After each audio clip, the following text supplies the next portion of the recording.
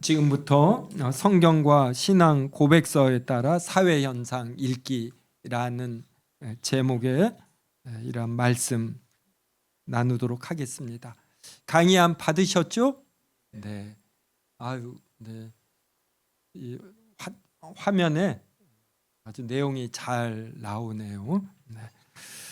이거를 하는데 어떠한 책을 이렇게 내용의 근거로 삼았느냐면 크리스토퍼 와킨의 성경적 비판 이론입니다. 크리스토퍼 와킨은 뛰어난 이러한 학자라고 해야 될까요? 그런데 놀랍게도 신학자가 아니에요. 일반 성도입니다. 그리고 프랑스 학문을 전공했고, 근데 프랑스 학문을 전공했다 그러면은 프랑스 학문을 이해하려면 철학서부터 다 알아야지 되죠. 그래서 이제 유럽의 학자들이 좀 이렇게 학제간 연구까지 폭넓게 연구하는 경향이 있습니다. 그래서 좀 세계적 학자들이 나오죠. 그래서 크리스토퍼 와킨의 책을 봤는데 엄청난 독서력이 있더라고요. 그래서 참 좋은 학자다 그랬습니다. 근데 신앙생활을 일반 성도로서 열심히 한 거예요. 그래서 교회에서 설교 열심히 듣고 성경 공부 열심히 참여하니까 신학을 안 해도 웬만한 신학자보다 이렇게 높은 신학 실력도 갖췄습니다. 근데 이게 장로교 교회의 특징이에요. 그냥 성도님들이 열심히 설교 듣고 성경 공부 참여하면 웬만한 신학자까지 되는 이러한 성도님들이 많이 나옵니다. 네. 그래서 세움 개혁신학 아카데미가 3월 1일 날 이 분열 사회를 어떻게 이 기독교인들이 바라봐야지 되는가, 근데 이것을 이제 바빙크를 통해서 살펴보았습니다. 그래서 이재욱 박사님이 분열 사회 바빙크에게 길을 묻다 이 강좌를 했어요. 이 바빙크는 19세기 말 20세기 초에 뛰어난 이러한 신학자였습니다. 그래서 칼뱅 다음으로 이제 바빙크가 언급이 돼요. 그리고 이번 9월 7일 날도 하루 종일 세미나를 하는데 그때 이춘성 교수님을 통해서 분열사회 크리스토퍼 와킨에게 길을 묻다 이 제목으로 했습니다. 그리고 두 번째는 합동신학대학원대학교 역사신학 교수인 류성민 교수님을 통해서 연애, 그 다음에 결혼 전에 순결, 그 다음에 결혼, 그 다음에 출산, 이러한 가정에 대해서 살펴봅니다. 우리가 이러한 강좌를 연속적으로 갖는 것을 통해서 세움 개혁신학 아카데미가 우리 한국 사회의 분열을 안타깝게 생각하고 여기에 대한 해결점이 무엇인지, 성경적 해결책이 무엇인지를 모색한다라는 것을 이렇게 알 수가 있습니다. 그래서 9월 7일에 이루어지는 이제 강의를 더 잘 이해하려면 좀 우리가 기초 지식이 있으면 좋지 않습니까? 그런 의미에서도 오늘 크리스토퍼 와킨이 쓴 성경적 비판 이론, 이제 이 책을 통해서 우리 주변의 사회 현상을 어떻게 바라봐야지 되는가 이것을 다루려고 합니다.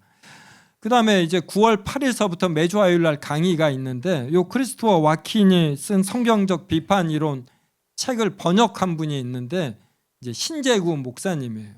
그래서 제가 이 신재구 목사님을 서울 영동교회 청년회 담당 사역자였는데 이분의 설교와 성경 공부 듣고 정말 단 한 달 만에 제가 목회로 길이 바뀌었습니다. 57년생인가 그러셔서 저보다 나이가 많지 않으신데 저에게는 그래도 또 좀 스승 같은 분이셔요. 그래서 여기에서 교회를 서울 영동교회 도움으로 교회를 개척할 때 제가 개척 멤버였습니다.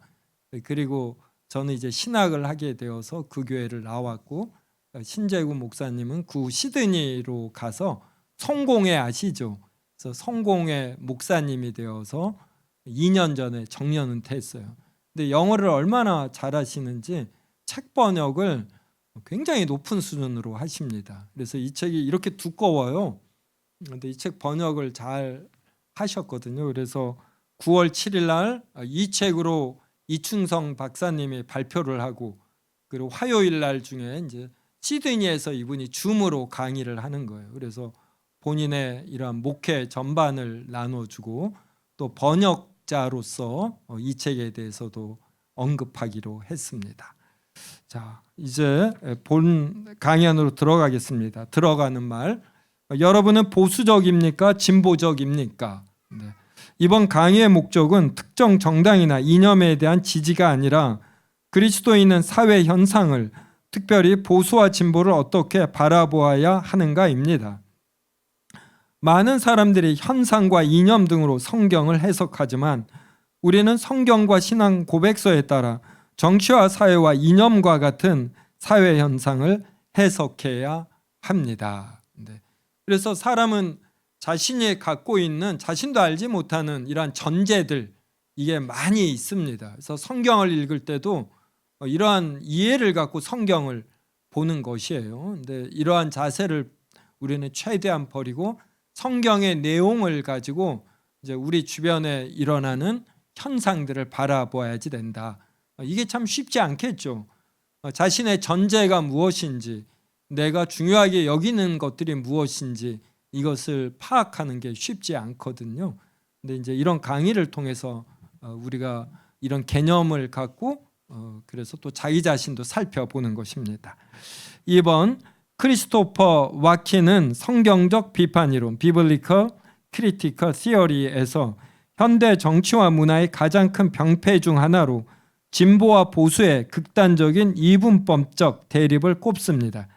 그는 성경이 진보나 보수 중 어느 한쪽의 손을 들어주지 않으며 그렇다고 양쪽을 기계적으로 타협시킨 중도도 아니라고 주장합니다. 중도는 이쪽의 주장 얼마, 저쪽의 주장 얼마 해서 타협하는 것이잖아요. 근데 이제 성경의 대안은 이 옳은 것들을 이제 취하는 것이죠. 그래서 대신 와키는 성경이 이 두 진영의 프레임을 완전히 깨뜨리고 초월하는 대각선화를 수행한다고 설명합니다. 이 대각선화라는 표현이 어렵잖아요. 근데 이거 그냥 굉장히 간단한 거예요. 그래서 진보가 있고 보수가 있으면 여기를 지지하거나 여기를 지지하거나 둘 중에 하나를 택하는 것이 아니라 이 진보에서 성경적으로 옳은 것을 취하고 보수에서 성경적으로 옳은 것, 이 옳은 것들만 취하는 것입니다. 그래서 이렇게 여기에 X, 여기에 X 혹은 동그라미가 아니라 여기에서 좋은 것들만 이제 취해서 이렇게 사선을 긋는데 이제 이것이 사선이 이제 대각선이니까 그래서 대각선이라는 표현으로 양쪽 진영에서 성경에 부합한 것만을 받아들인다. 이것을 대각선화라고 이제 그가 장명을 한 것입니다. 저도 처음에 이 대각선화가 무엇인지 파악하는데 시간이 걸렸는데 지금 제가 설명한 것 이게 핵심입니다. 3번, 진보와 보수.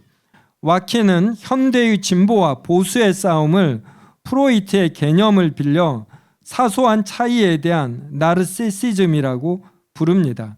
사소한 차이에 대한 나르시시즘에 빠져 격렬히 싸우지만 공유하는 가치가 훨씬 많다는 것입니다. 그러니까 우리가 부부가 싸울 때 이 싸우는 게 아주 사소하다라는 거예요. 근데 실제로는 이 부부가 공유하는 게 굉장히 많거든요. 그래서 공유하는 것을 먼저 확인을 하면은 이 작은 것들이 이제 더 미미하게 여겨져서 이제 싸울 일도 없어지는 것이죠. 그러니까 저도 인생 경험을 보니까 정말 그렇더라고요. 이 작은 것도 현미경으로 보면은 30만 배, 30만 배 뭐 이렇게 확대가 되면 커 보이지 않습니까? 그래서 작은 차이보다 공유되는 가치가 얼마나 큰가 이걸 기본적으로 아는 것도 싸울 일이 있을 때 해결책이 보이게 만드는 것 같습니다.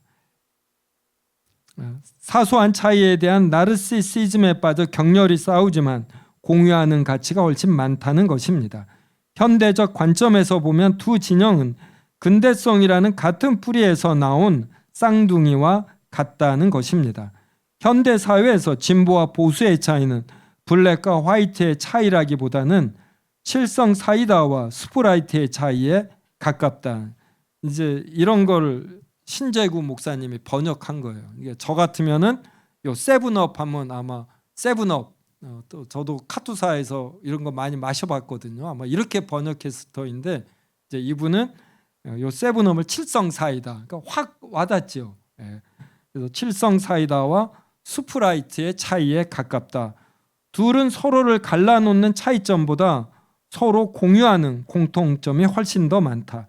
두 진영 모두 하나님이 배제된 인간의 자율성을 기반으로 사회를 유토피아로 만들 수 있다고 믿는다는 점에서 본질적으로 같은 토대에 서 있다는 지적입니다. 네, 이제 이러한 게 학자의 공헌입니다. 진보와 보수가 매우 다른 것 같지만 실제로는 양쪽 진영 다 자신들의 힘으로 뭔가를 만들어낼 수 있다라고 여기는 이러한 면에서는 반기독교적인 것이에요. 프랑스와 독일이 이제 영국을 제외한 유럽 본토에서는 두 전통적인 강대국입니다. 그런데 전쟁을 나폴레옹 때도 이 전 유럽에 프랑스가 끼친 악영향이 많았거든요. 많은 사람 죽이고 로마에 있는 콜로키움 보면 한쪽이 기울어져 있잖아요. 이것을 프랑스 병사들이 거기에 있는 전쟁 물자 납이 부족해서 이걸 부서뜨리고 납을 가져간 거예요. 얼마나 프랑스 사람들이 좀 잔인했는가 알 수 있죠. 그런데도 프랑스는 한 번도 유럽 사회를 향해서 이 전쟁에 대해서 사과를 제대로 한 적이 없어요. 근데 그에 비해서 독일은 지금까지도 기회만 되면 사과를 합니다. 그 이유를 사회학자들이 분석하기를 프랑스는 나폴레옹 때 유럽에서 유일하게 공화정이었대요. 그래서 유럽 정복 전쟁을 통해서 끼친 폐해보다 공화정을 퍼뜨렸다라는 자부심이 강하답니다. 그리고 이것을 다른 나라들이 어느 정도 인정을 하는 거예요. 그래서 나폴레옹 이 프랑스는 자신들이 전 유럽에 민주주의를 심어줬다라는 이러한 자부심이 있어요. 근데 민주주의가 좋으면서도 이 민주주의 하에서 진보와 보수가 또 나온 거거든요. 그러니까 이것은 사람들이 의견을 모아서 무엇이 옳은지를 알고 이것을 이 공화정 체제를 통해서 뭘 집행할 수 있다. 이게 주된 사상이에요. 그러니까 이렇게 보면 진보와 보수가 자신들을 스스로의 힘으로 무엇을 할 수 있다. 이러한 면에서 공통점이 있는 것이죠. 그래서 이렇게 진보와 보수의 공통점이 더 크다라는 것을 이렇게 보는 안목 이런 게 좀 있어야지 되죠. 그리고 이것은 성경에서 말할 때 우리 인간의 한계를 좀 더 긍정적으로 본다라는 이제 이러한 측면도 있는 것입니다. 4번 진보와 보수의 환원주의적 이분법 비판. 환원주의와 그리고 이제 전체주의가 있습니다. 서구가 좀 환원주의적 성격이 강해요. 그래서 이제 그들은 늘 분석을 합니다. 그래서 기본 원리가 무엇인가. 그래서 이 기본 원리로 어떤 현상을 전부 다 이렇게 바라보는 것이에요. 그래서 이 인체를 이해하는데도 서구의 의학은 계속 자르잖아요.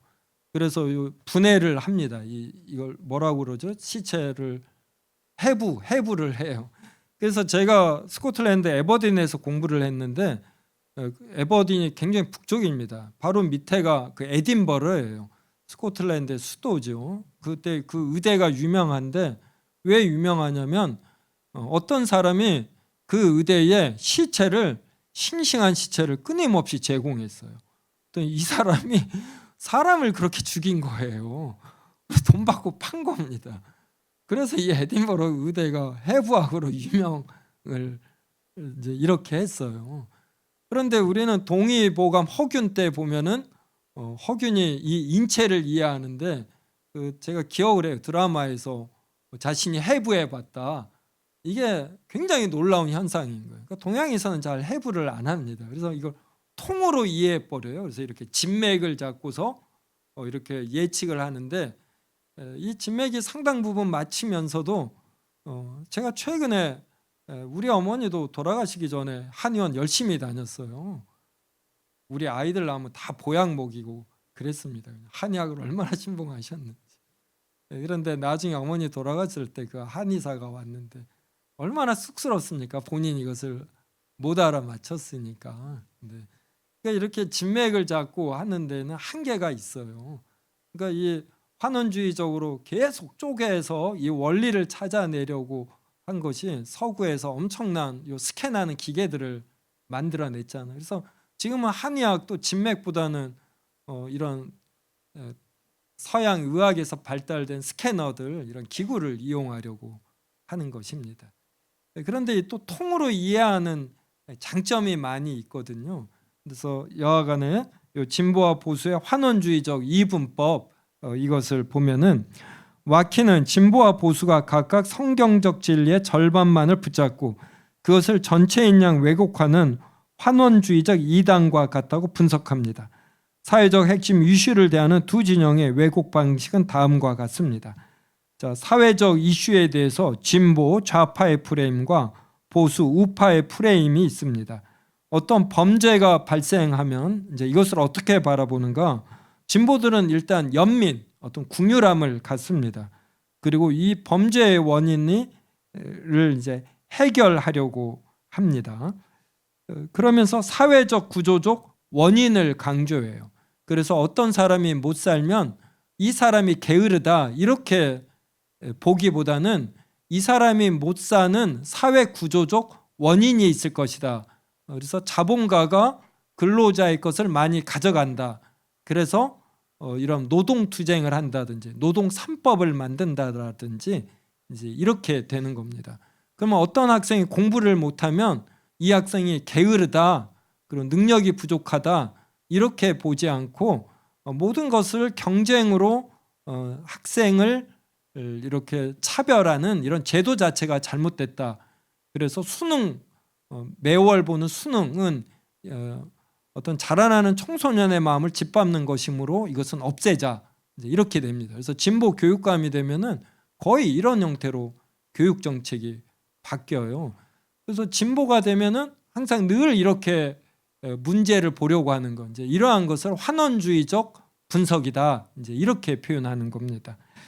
그래서 동정과 재활 중심. 그래서 법에서도 집행유예 같은 것이 전부 다 이런 좌파 사회주의 공산주의권에서 나온 개념이에요.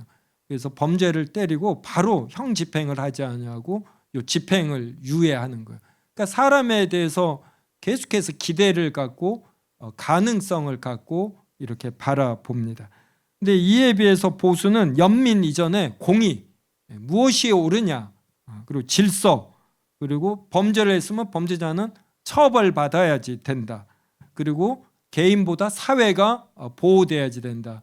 이제 이런 관점이에요. 그래서 사형제도 이런 좀 좌파가 득세하면은 거기서는 사형 집행이나 사형제가 없어지는 추세고, 보수가 집권하면 사형제를 이렇게 시행하려고 합니다. 그래서 윤석열 정권 하에서도 지금 누구죠? 그 한동훈 법무장관 하지 않았었나요?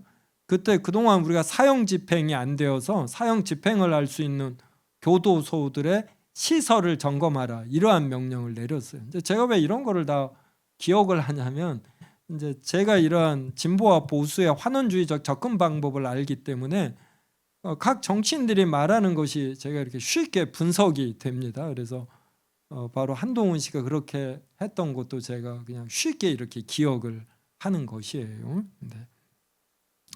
그래서 인간과 사회에 대해서도 이런 집동주의, 그러니까 이건 뭐 집단주의, 컬렉티브, 그래서 집단 농장 뭐 이런 것들이 많잖아요. 제가 러시아를 1993년인가 갔는데 모스크바, 레닌그라드 다 갔었습니다. 근데 거기는 이제 추up잖아요. 난방을 하는데 난방도 중앙 집권적이에요. 그래서 어느 한 곳에서 발전소 같은 걸로 해서 난방을 엄청나게 해서 곳곳에 이렇게 보내주는 겁니다. 그런데 우리나라만 봐도 다 개별 난방이잖아요. 그래서 이 진보 좌파의 프레임은 집동주의, 그러니까 집단주의, 이렇게 구조와 공동체의 책임, 이렇게 봅니다. 그런데 보수는 그래서 범죄와 정의에서도 개인의 책임을 보수는 강조해요. 그리고 그 개인의 잘못에 대한 형벌을 강조합니다. 그래서 정의와 치러야 할 대가 중심, 이렇게 됩니다. 그다음 인간과 사회에 대해서 보수는 개인주의적 성향이 있습니다. 그래서 개인의 자유와 자율성, 이것을 좋아합니다. 그래서 진보로 가면은 사회주의, 개인보다 사회가 중요하다. 그 다음에 공산주의는 커뮤니즘에서 커뮤니티가 중요하다. 그러니까 소셜리즘, 커뮤니즘 전부 다 이렇게 컬렉티브 집단주의잖아요. 네. 근데 이제 요 보수 우파는 자본주의고, 요 자본주의는 뭐가 기준이냐면 가격이에요. 가격. 그래서 가격을 보고서 각 개인이 알아서 판단하는 거예요. 가격이 비싸면 안 사는 겁니다. 가격이 비싸면 일하는 사람은 엄청 공급을 하는 거예요. 그래서 각 개인이 알아서 하라. 각 개인이 알아서 하는데 이게 균형이 일어납니다. 어떻게 일어나는가? 가격이라는 보이지 않는 선에 의해서 각 개인이 맞춰서 행동하면 수요와 공급, 그리고 적당한 균형 가격이 발생한다. 이제 이렇게 자본주의는 보는 것이에요. 역사관이 과거의 억압을 타파하고, 그러니까 현재 나쁜 것을 타파하고 앞으로 나아가는 진보, 이걸 강조해요. 그다음에 보수는 현재의 나쁨보다 현재가 유지되게 한 질서와 가치, 이것을 이제 지키려는 보존이 있어요. 지금 제가 물을 마시는데 여기에 컵 손잡이가 있습니다. 그래서 보수는 이러한 손잡이 하나가 나오는데도 수많은 시행착오가 있었다.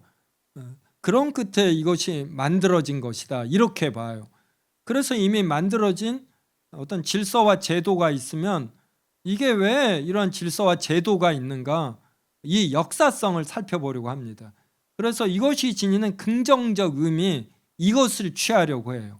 그리고 이제 좌파는 현재의 질서와 제도의 부족한 점을 좀 먼저 보는 경향이 있어요. 그래서 이것을 이렇게 고쳐 나가려고 해요. 그럴 때 고쳐 나가려고 하면은 어떤 시도한 시행착오가 없지 않습니까? 그런데 이것을 과감하게 시행을 하는 이런 성향이에요. 그래서 이렇게 여러 번 하면서 이 경험치로서 더 좋은 걸 찾아간다, 이런 성향입니다. 진보가 좋습니까? 보수가 좋습니까? 네. 이건 좋다 나쁘다 할 수 있는 게 아니에요. 이러한 성향이 각각의 사안에 대해서 얼마나 지혜롭게 나타나는가, 이제 이게 중요한 것이죠. 네. 그 다음 5번, 그럼 성경적 대안은 무엇인가? 이 책의 가장 핵심적 방법론이 대각선화는 진보와 보수가 던지는 이분법적 선택지, 그러니까 A냐 B냐를 거부하고 양쪽의 정당한 열망을 모두 포용하면서도 그 한계를 전복시키는 제3의 길, 이걸 이제 성경의 길이라고 하는 거예요. 제3의 길을 만들어내는 방식입니다. 이는 해겔식의 부드러운 절충이 아니라, 그러니까 해겔식은 A가 있으면 이것을 부정하고 B가 나옵니다. 그러면 B도 또 부족하거든요. 그래서 A와 B를 이제 합하는 정, 이거에 대한 반, 이 두 개를 합한 합, 정반합이거든요. 그래서 역사가 이 정반합의 과정을 통해서 끊임없이 상승하며 발전한다. 이게 해겔식이에요. 이제 이러한 역사관을 사회주의, 공산주의가 받아들입니다. 그래서 그들은 양질 전환이라고 그래서 이러한 부족한 모순이 계속 쌓이고 이것을 고치려는 시도가 쌓이면 이 양이 질로 바뀌면서 새로운 역사 국면이 나온다. 그래서 마지막으로 가장 인류에게 적합한 이런 역사 국면이 공산주의다. 이렇게 보는 거예요. 그래서 이는 해겔식의 부드러운 절충이 아니라 양극단을 날카롭게 관통하는 파괴적이고도 창조적인 재구성입니다. 와키는 성경이 어떻게 진보와 보수를 동시에 대각선화하는지 구체적인 예시를 들며 증명합니다. 6번 형법적 정의. 그래서 출애굽기 34장 7절 저랑 같이 읽겠습니다. 시작. 인자를 1000대까지 베풀며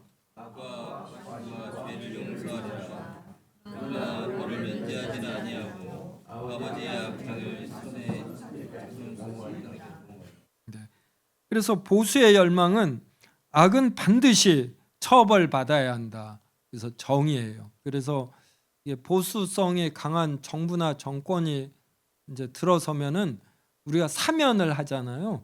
이런 것도 좀 적게 하는 편이에요. 함부로 사면하면 안 된다 이런 거예요. 그다음에 진보의 열망은 가해자에게도 자비와 회복의 기여가 있어야 한다. 그래서 이렇게 동정이 우선이 돼요. 그래서 집행유예라는 이런 제도를 만들고 계속해서 좀 기회를 주는 경향이 있습니다. 그래서 보수가 진보를 이렇게 놀릴 때 이제 이런 것들을 많이 이제 놀려요. 그리고 이제 보수가 이렇게 어떤 행동을 해서 잡혔을 때 진보 정권화에서는 반성문을 많이 쓰면 용서받는다. 이게 보통 말하는 이제 우파들이 그렇게 생각을 해요. 그래서 반성은 안 하면서 이게 반성문을 많이 써서 형감량을 받아냅니다. 그러면서 이런 진보들의 이런 감상주의, 어떤 연민의 약한 것 이것을 이렇게 조롱하기도 합니다. C. 그러면 성경의 대각선화는 뭐냐면 성경의 하나님은 자비롭고 은혜로우시나 벌을 면제하지는 아니하시는 분입니다. 그래서 이 두 개를 동시에 갖는 것이에요. 와키는 이 두 가치가 타협 없이 완벽하게 결합된 정점이 바로 십자가라고 말합니다. 이 십자가는 하나님께서 죄를 지은 사람을 긍휼히 여기시며 이 사람들이 지은 죄를 자신의 독생자를 통해 지불하는 것이에요. 그래서 어떤 보수의 열망, 진보의 열망 이러한 것이 완벽하게 결합된 정점이 십자가이다. 그래서 십자가는 죄에 대해 무섭도록 엄중한 대가, 보수의 가치를 치르는 동시에 죄인을 향한 극진한 사랑과 용서, 진보의 가치를 확증한 사건으로 세상의 정치 프레임을 대각선으로 가릅니다. 그 다음 7번 인간의 정체성과 사회. 보수의 열망은 개인의 도덕적 책임과 성실함이 중요하다라고 봅니다. 진보의 열망은 사회적 약자를 보호하고 구조적 불평등을 개혁해야 한다 이렇게 봅니다. 그렇다면 이 보수의 열망과 진보의 열망을 성경으로 어떻게 대각선할 것인가? 성경은 인간을 하나님의 형상, 존엄함이자 동시에 타락한 죄인으로 규정합니다. 따라서 그리스도인은 보수주의자들처럼 개인의 죄를 엄격히 직시하는 동시에 진보주의자들처럼 사회적 약자와 억압받는 이들을 위해 구조적 정의를 외쳤던 구약 선지자들의 전통을 이어받습니다. 그래서 이 두 개를 통합해 내는 것이에요. 그다음에 3번 도덕적 주관주의 대 객관적 율법주의. 그러니까 도덕과 의무를 바라보는 상반된 두 시선입니다. 그래서 표현적 개인주의는 진보적 성향이에요. 내 행복과 도덕은 내가 결정한다. 그러니까 도덕은 주관적 감정이나 사회적 합의에 불과합니다. 그래서 이제 진보 좌파가 동성애 이러한 데 많이 열려 있어요. 그리고 자유연애 이런 데 열려 있습니다. 이혼 같은 것도 이렇게 뭐 조론처럼 하나의 선택으로 보는 것이에요. 근데 전통적 율법주의 보수적 성향에서는 사회의 질서를 위해 외적 규칙과 전통을 철저히 고수해야 한다. 그래서 규칙 그 자체가 목적이 됩니다. 그래서 미국에서도 보면 공화당에서는 부부간의 관계가 나빠도 공식적 이혼에 이르지 않아요. 이것이 굉장한 미국 사회에서는 이혼이 이제 정신의 또 약점으로까지도 되는 거거든요. 이렇게 되는 것이 이 도덕적 주관주의와 객관적 율법주의라는 이제 이러한 성향 때문에 그렇습니다. 그러면 이거에 대한 성경의 대각선화는 뭐냐면 성경의 율법은 차가운 규칙, 율법주의도 아니고 마음대로 바꾸는 규칙도 아닙니다. 율법은 구원받은 백성이 하나님과 맺은 사랑의 관계를 유지하는 방식입니다. 하나님을 사랑하기에 자발적으로 율법을 기쁘게 따르지만 주관적 열망의 성취, 그 기준은 변함없는 하나님의 성품에 기초합니다. 그래서 우리가 이제 이 공화당의 문제점은 뭐냐면 이혼은 안 하는데 부부 관계는 없는 거예요. 그냥 법률적으로만 부부이지 실제적으로는 남들처럼 지냅니다. 근데 진보는 관계가 나쁘면 이걸 견디고 버텨내면서 부부의 하나됨을 이루려는 노력보다는 이혼할 수 있다, 이렇게 여기는 거예요. 그래서 10대들의 성생활에 있어서도 진보는 자유를 부여합니다. 그런데 10대 때 연애 결혼을 하고 그러니까 자유 이렇게 동거를 한 이후에 확인한 이후에 결혼을 하고 자유롭게 성생활을 한 커플들이 이제 20년, 30년 후에 통계를 보면은 이들이 거의 이혼에 이르는 거예요. 이제 이러한 것들을 사회학의 도움이나 이러한 것을 통해서 이제 기독교는 성경의 가치대로 하는 것이 얼마나 가치 있는가를 압니다. 그래서 부부 관계가 나쁠 때에도 이혼을 안 해요. 그런데 그렇다고 해서 곪은 상태로 있는 것이 아니라 하나됨을 위해서 끊임없이 기독교인은 노력해 가는 것입니다. 그래서 서로 관계가 나쁜 것을 성경의 말씀에 따라, 하나님도 우리가 일종의 우상 숭배가 바람 피우는 거잖아요. 그래서 남편과 아내의 관계가 끊어지는 것인데 이걸 이제 호세아를 통해서 하나님이 보여주시잖아요. 근데 하나님이 이것을 포기하시지 아니하고 자기의 아들을 통해서 이것을 해결해 내시거든요. 그래서 그리스도인은 율법이 하나님의 속성이 반영된 의의 완전한 규범인 줄 알고 이것을 온 이 감정까지 담아서 이걸 실천하려고 하는 것이에요. 그래서 이런 자세를 갖느냐 안 갖느냐가 중요하더라고요. 그래서 누구든지 결혼 생활하다 보면은 이런저런 어려움이 있지 않습니까? 그때 이것을 극복해야 된다라는 당위성을 받아들이고, 그래서 이것을 지정의에 다 걸쳐서 노력하는 거, 이게 참 중요하잖아요. 그렇게 하면은 이게 회복이 되지요. 이게 기독교의 방식인 것이에요.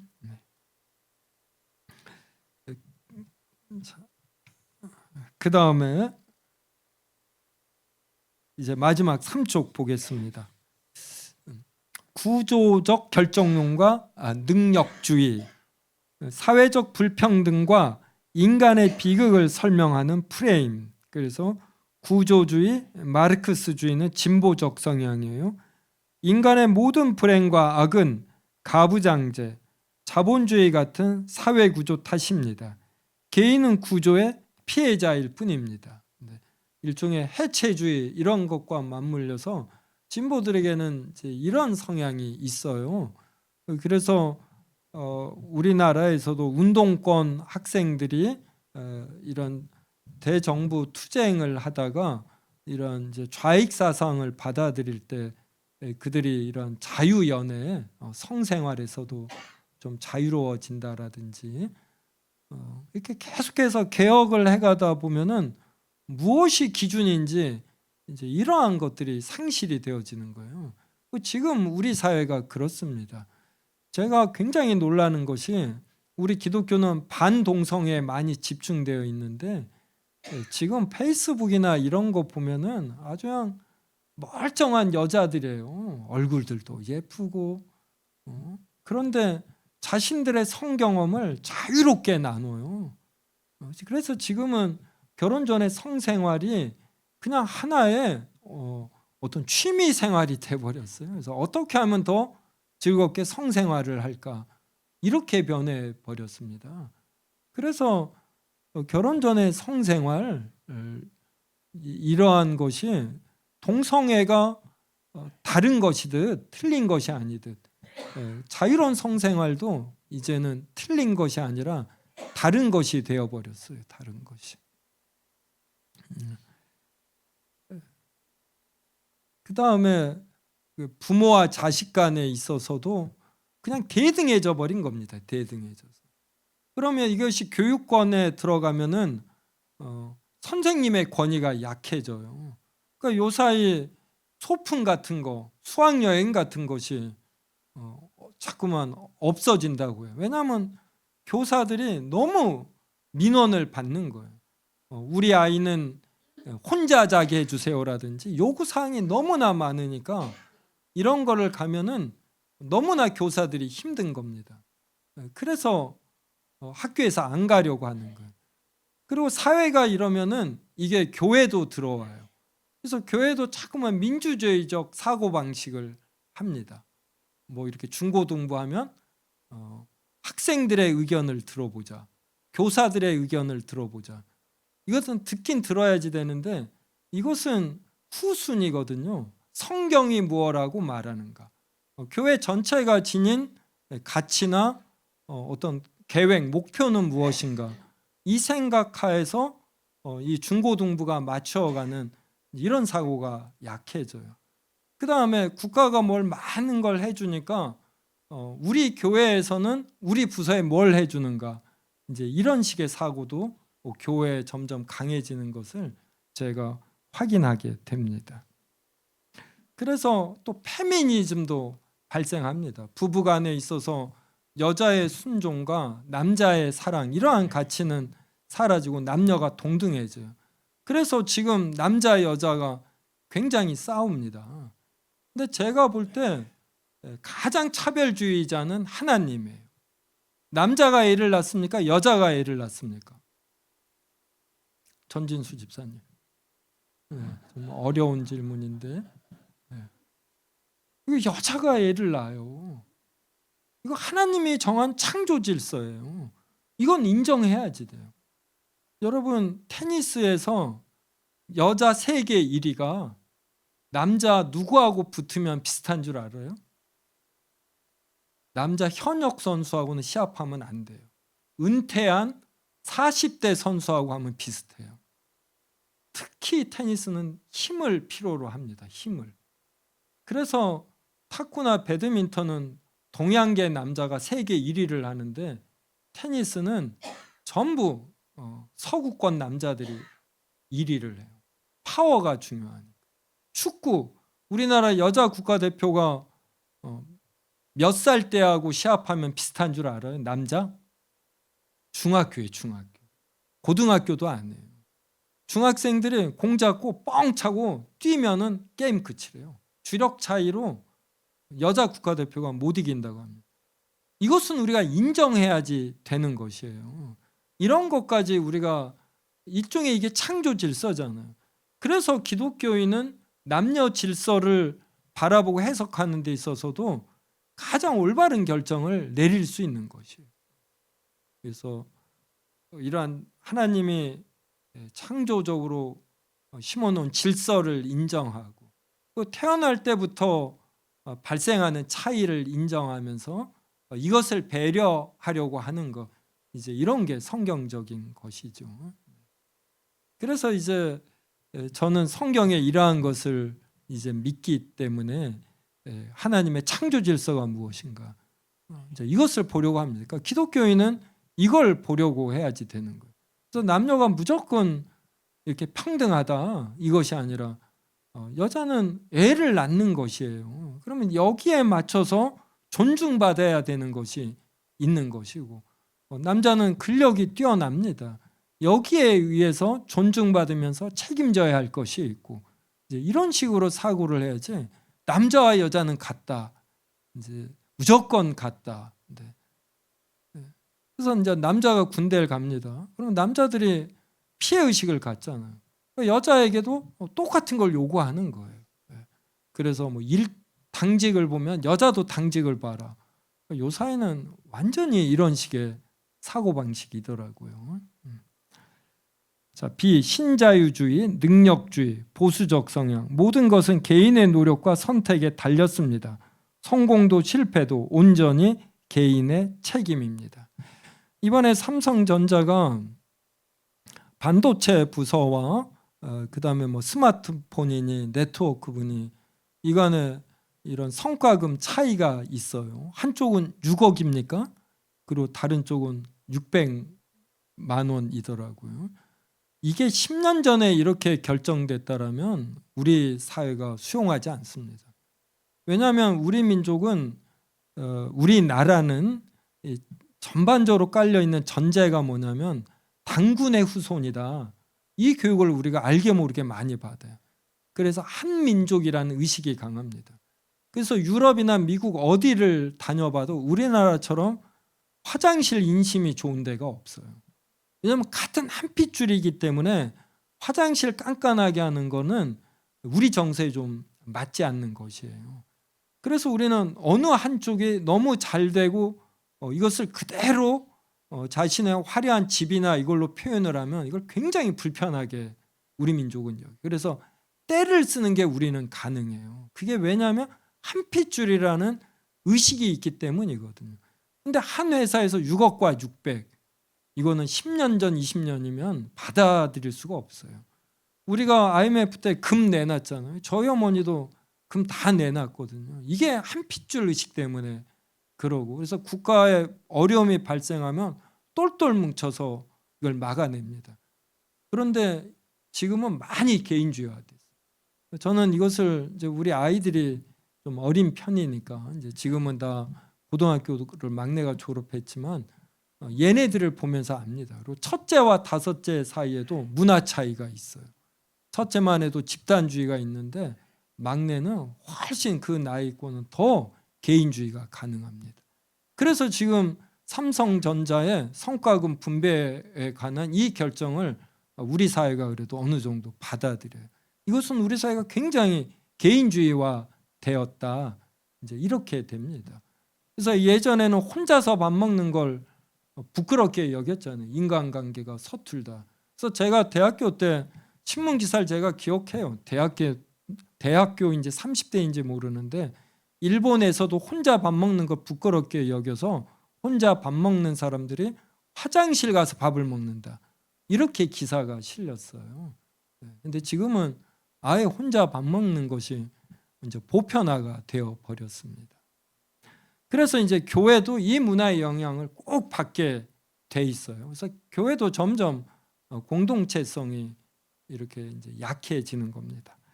그럼 성경의 대각선화는 뭐냐면 전 인류의 타락과 죄의 입체성.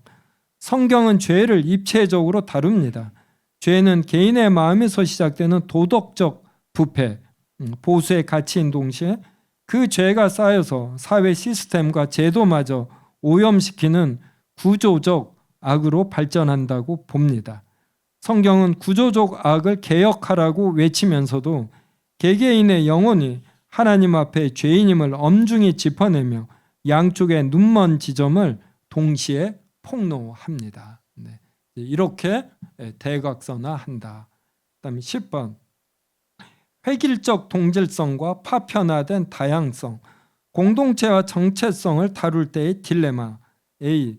제국주의적 획일주의, 보수적 성향, 하나의 주류 문화, 하나의 언어, 하나의 국가적 정체성 아래 소수자들을 동화시키려 합니다. 그래서 우리나라가 음식 주문할 때도 통일하잖아요. 통일. 그래서 특히 높은 사람이 자장면 하면 웬만하면 자장면 하지요. 근데 이게 좀 이런 성향이에요. 근데 지금은 많이 이게 보편화돼 있습니다. 이제 MZ 세대들 같은 경우는 자신의 이런 의사를 표현을 해요.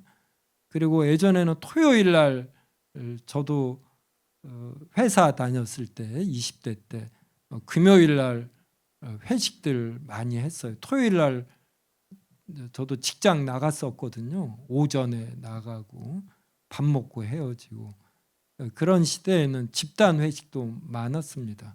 다 메뉴를 통일시켜서.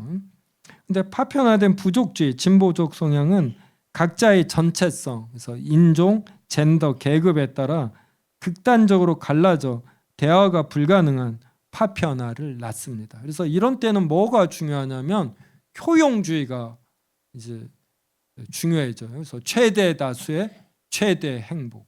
그래서 남에게 피해를 끼치지 않으면 이제 이게 덕이 되는 것입니다. 도덕적으로 옳고 그르냐 이건 문제가 안 돼요. 내가 간음을 하든 뭐를 하든 상대방에게 피해를 안 주면 괜찮은 것이고 상대방도 뭐라고 하지 않는 이제 이런 도덕적 가치의 중립성 이게 되어버립니다.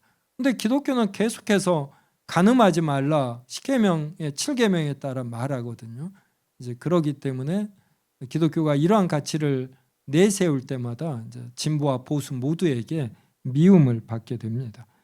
성경의 대각선화, 오순절과 새 예루살렘, 바벨탑 사건은 인간들이 회귀성을 추구하다 흩어진 사건입니다. 반면 오순절 성령 강림 사건과 요한계시록에 완성된 교회는 각자의 언어와 민족의 고유한 정체성을 그대로 유지한 채 그리스도라는 하나의 머리 안에 완벽한 통일성을 이룹니다.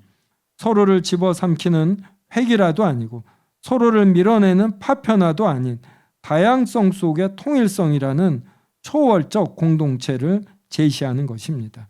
그래서 성령님이 이 땅에 왔을 때 사람들이 똑같은 내용을 각자의 언어로 말하는데 이걸 서로가 알아듣는, 그래서 바벨탑의 분열이 회복되는 이제 이러한 사건이 발생합니다.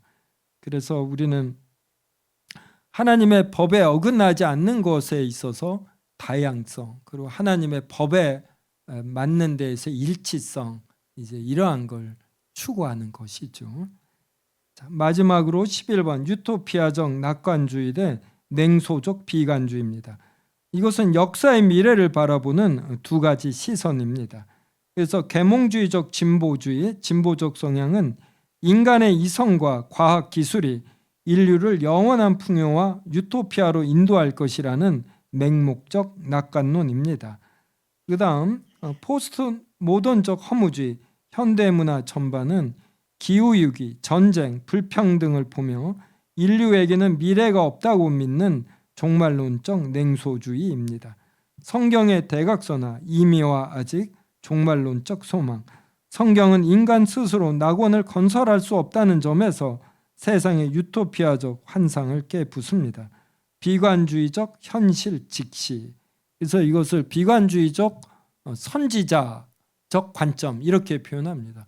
선지자들이 와서 하나님의 말씀을 구약시대에 전할 때 이 말씀이 그대로 그 사회에 집행될 것이다 이렇게 생각하지는 않았습니다. 그런데 무엇이 당위한 건지 이 당위성이라는 차원에서 선지자들은 하나님의 말씀을 받아 이제 전했던 것입니다. 그러나 역사가 허무하게 끝나지 않고 하나님의 공의로운 심판과 새 창조로 완성될 것임을 약속합니다. 그래서 어떤 무질서한 가운데에서도 한 그루의 사과나무를 심을 수 있는 것은 바로 하나님께서 지켜보시고 이렇게 행하는 것이 이제 옳기 때문이고, 예수 그리스도의 재림 때 우리의 이러한 한 그루의 사과나무를 심는 행위가 완성을 되고 또 이거에 대해서 하나님의 칭찬이 있기 때문입니다. 따라서 그리스도인은 이 땅의 절망 속에서도 낙심하지 않고 미래에 도래할 새하늘과 새 땅의 정의와 아름다움을 지금 여기에서 미리 살아내는 독특한 추진력을 얻게 됩니다. 네. 자, 이상으로 어느덧 2시 25분이 됐습니다. 그래서 혹시 한두 분 이렇게 질문이다 또 덧붙이고 싶은 말씀이 있으면 하시고 마치도록 하겠습니다.